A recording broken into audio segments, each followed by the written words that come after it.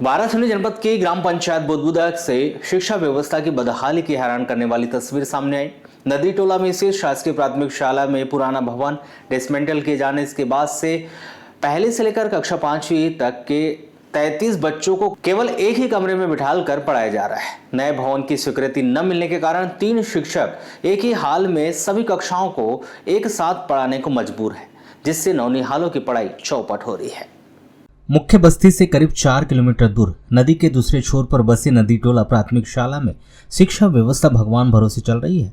वर्ष 2025 में लोक निर्माण विभाग के निरीक्षण के बाद पुराने भवन को गिराने की रिपोर्ट दी गई थी, लेकिन प्रशासन ने नया भवन स्वीकृत किए बिना ही पुराने स्कूल को तोड़ना शुरू कर दिया। नतीजा यह है कि एक ही कमरे में 33 बच्चों को 3 शिक्षक अलग अलग विषय पढ़ा रहे हैं, जिससे कमरे में भारी शोरगुल और अव्यवस्था का माहौल बना रहता है। अव्यवस्था से परेशान कई परिजनों ने बच्चों को निजी स्कूलों में भेजना शुरू कर दिया है, लेकिन गरीब परिवारों के बच्चे इसी अव्यवस्थित माहौल में पढ़ने को मजबूर है। ग्रामीणों का कहना है कि यदि पहले नए भवन की मंजूरी दी जाती तो बच्चों का भविष्य अधर में नहीं लटकता। वहीं प्रधान पाठक ने भी बताया कि दूसरा शैक्षणिक सत्र है जो अतिरिक्त कक्ष के सहारे चल रहा है। मामले में बीआरसी सत्येंद्र शरणागत का कहना है कि नए भवन की स्वीकृति के लिए वरिष्ठ स्तर पर प्रस्ताव भेजा जा चुका है।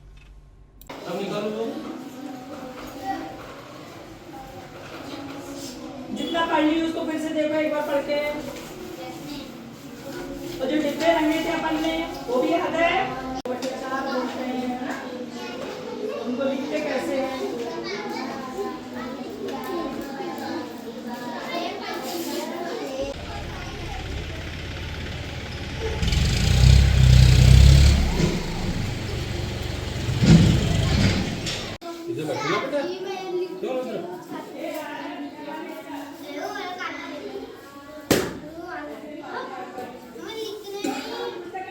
ये तो स्थिति पूरी जर्जर हो गई है, मतलब यानी अब वही है कि वो बन जाए तो अच्छी बात है।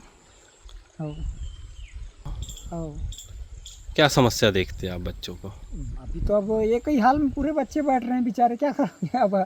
यानी वो हाइच नहीं है तो मतलब यानी स्कूल ही नहीं है तो एक ही हाल में पूरे बच्चे बैठ रहे हैं। अभी तो कुछ भी नहीं है, मतलब क्या कुछ नहीं है? यानी भवन ववन तो अभी तो कुछ भी नहीं है, मतलब यानी क्या समस्या देखते हैं आगे आप? अब समस्या वही है कि बिल्डिंग बन जाए अच्छी बात है, स्कूल बन जाए अच्छी बात है। तो ऐसा है सर, अभी क्या है यहाँ पर बच्चे लोग पहली से लेकर 5वीं तक पढ़ रहे हैं और बिल्डिंग जर्जर उतनी भी नहीं हुई है, दीवारें मजबूत है। ऊपर का जो सड्डन है कवेलुआ 1-2 टूटी है और जो पट्टी है पहले की लकड़ी वाली वो टूटी है। तो यदि अगर मरम्मत करना चाहते तो इसको मस्त बन जाता, लेकिन उसको ना बनाते हुए अभी डिसमेंटल का प्रावधान आ गया है। मतलब कहाँ से आदेश लाए पता नहीं, और तोड़ना शुरू कर दिए उसे। अभी तो व्यवस्था नहीं है, एक ही कमरा है, एक कमरे में 5 क्लास के बच्चे पढ़ रहे हैं, तो उसमें बहुत दिक्कत जा रही है उनको। अब 3 शिक्षक है यहाँ पर, अब किधर किधर बैठ के पढ़ाएंगे वो? अगर एक 5वीं वाला पढ़ा रहा है तो दूसरी वाला इधर हल्ला कर रहा है, तीसरी वाले को पढ़ा रहे हैं तो चौथी वाला हल्ला कर रहा है। लेकिन बहुत समस्या आ गई, मतलब बच्चों के पीछे। क्या चाहते हैं आप? पहले हमको ऐसा था कि पहले अगर बिल्डिंग स्वीकृत हो जाती और बाद में डिसमेंटल होता तो हमको उम्मीद रहती कि मतलब बिल्डिंग बन जाएगा, उसके बाद में फिर बच्चे पढ़ेंगे। लेकिन अभी तो कुछ फिलहाल कुछ नहीं है, सिर्फ तोड़ने का आदेश आ गया है, ऐसा सर ने बोले और तोड़ना शुरू हो गया। वर्तमान में अभी अतिरिक्त कक्ष है और जो पुरानी बिल्डिंग है वो बहुत पुरानी हो चुकी है, जो क्षतिग्रस्त हो चुकी है, जो डिसमेंटल इसमें है। अभी वर्तमान स्थिति में हम लोग अतिरिक्त कक्ष में ही कक्षाओं का संचालन करते हैं, जिसमें पहली से लेकर 5वीं तक की कक्षाएँ संचालित की गई हैं। मतलब समस्या हो रही होगी बच्चों को, जैसे एक कक्ष में 3 शिक्षकों के द्वारा 3 कक्षाओं को और 5 कक्षाओं को संचालित करना। इसमें दिक्कत तो हो रही है, क्योंकि सभी बच्चे एक साथ पढ़ना और सभी टीचर एक साथ पढ़ाना बहुत परेशानी हो रही है इसमें। जैसे आपका भवन डिसमेंटल हो गया है तो नया भवन स्वीकृत है क्या?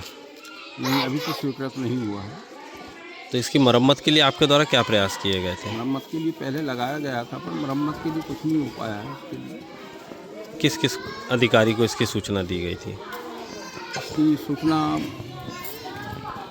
हमने जनपद शिक्षा केंद्र में ही दिया और इंजीनियर साहब भी आए थे और सर उनने भी देखे तो उनने बोले ये इसकी मरम्मत के लिए कुछ नहीं है, ये बिल्डिंग डिसमेंटल के लायक हो गई, जर्जर हो गई।